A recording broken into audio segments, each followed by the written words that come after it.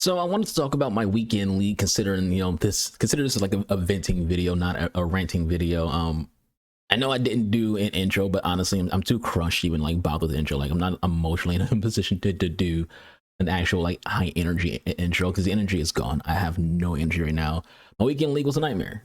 First thing first, I played all 20 games, asterisks on 20 games in one sitting and recorded all of it.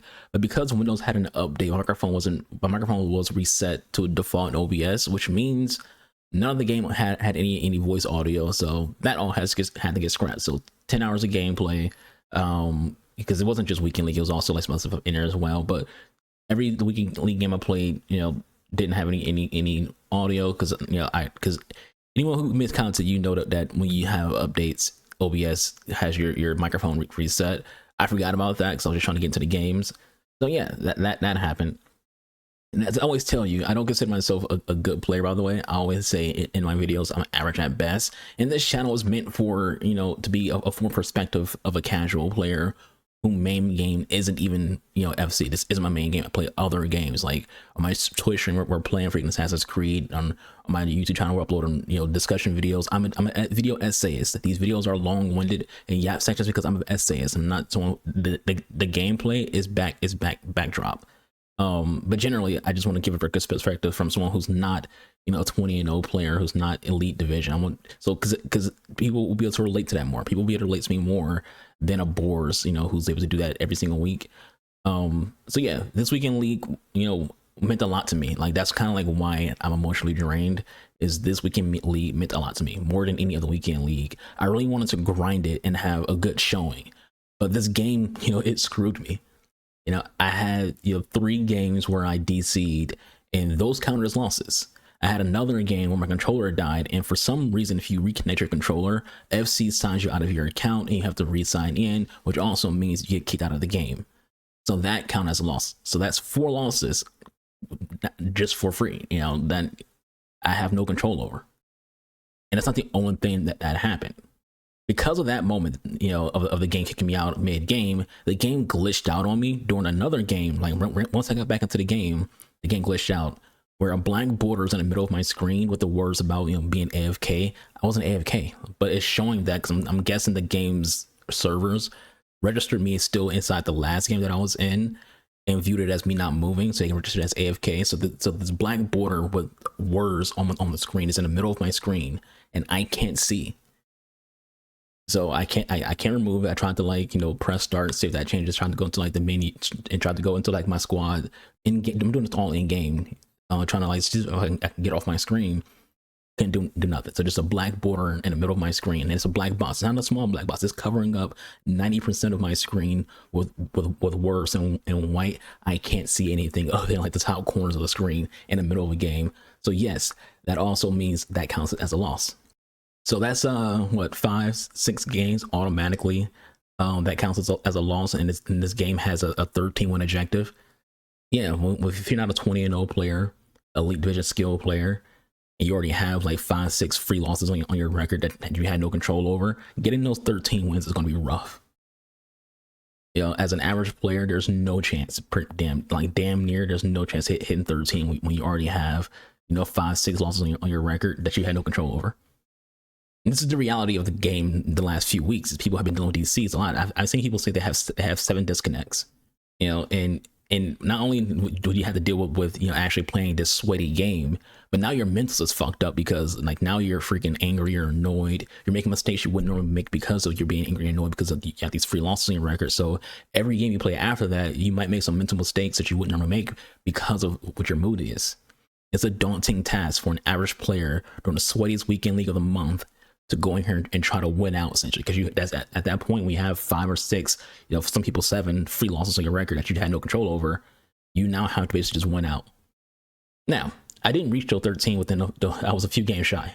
I was a few games shy of the 13, unfortunately. So I don't get gift of cure, and it's not my fault. It's literally the game fucked me over, and EA's not anything about it. EA doesn't care that I disconnected and had these issues. They're not gonna be like, oh well, we're sorry, we'll give you Fakir just because. It's not how it's going to happen.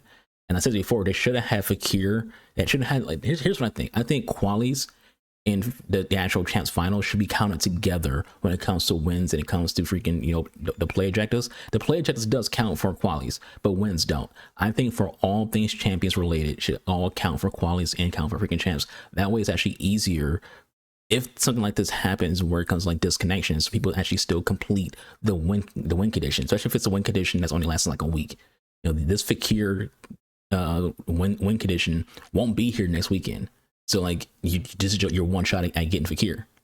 So not only was I dealing with like that, my games were tough. I played people who definitely were, rank 1 and, elite division players, played people who are 20 and 0, like frequent players. I had a lot of games where I was playing people who had multiple red Evo shells. I played against a lot of freaking team of the season Messi's. I played against some team of the season Kanes. I played against teams who had both Kane and Messi on their team. I played against freaking Mbappe, team of the year Haaland, team of the year Messi. Like I was playing against like some straight up like actual really good players. And as an average player, those games were tough. But again, I was a few games shy off freaking 13. It was not pretty. It was not a pretty sight. It was definitely rough, and honestly, it's really heartbreaking. This weekend league crushed me. Like I say crush, I mean I was emotional at the end of my games because I'm a Barcelona fan. This was one weekend league if there was one weekend league to have a great showing, it was this one. Champions was my best shot at getting good Barcelona cards.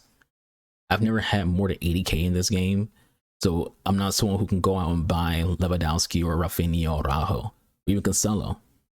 Any of those cards like Bonmati or Putellas, or even like Selma P right now. All those cards that cost over 400k, into the millions. I would never be able to afford those cards. So like, the chance of getting them through a player pick was my best shot. The one thing, it's one thing to go through all the bullshit that gave me, the free losses. Missing out on players I love to have, that's where the emotional damage comes in. It's like, there's people who are going to get those cards who aren't even fans of Barcelona, while Barcelona fans miss out. Yeah, I thought about uninstalling the game, and I was so desperate to get a Barcelona player, I broke the freaking, the boycott. Because I was just so desperate. Like, I can't go through La Liga Tots without getting a single Barcelona player outside of, the SBC players. So I opened up like 3 nano packs just to get enough coin so I can buy Petri. And I know like at 100k, that's more than her actual value is. I think that's her minimum. So her actual price is like 60,000. But I didn't care. I wanted a Barcelona player in my squad, and it was like that's one of my favorite players too. So it's like it was more of an emotional move than anything else.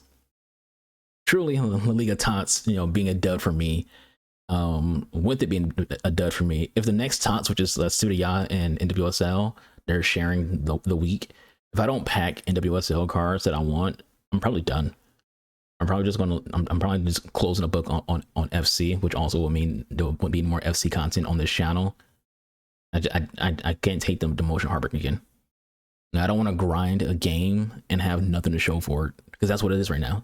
I'm grinding this game as someone who this isn't even my main game, but I've been playing it way more and more, grinding it, doing all the SV, but doing all the daily stuff that all the content creators tell you that you should be doing, and I have nothing to show for it. I do have some reviews coming, so if you don't care about this therapy session, yeah, I do have some player reviews coming. As I often say, I only do reviews for players who don't get a lot of attention, lesser known players, or people who are ignored. So you can look forward to that soon.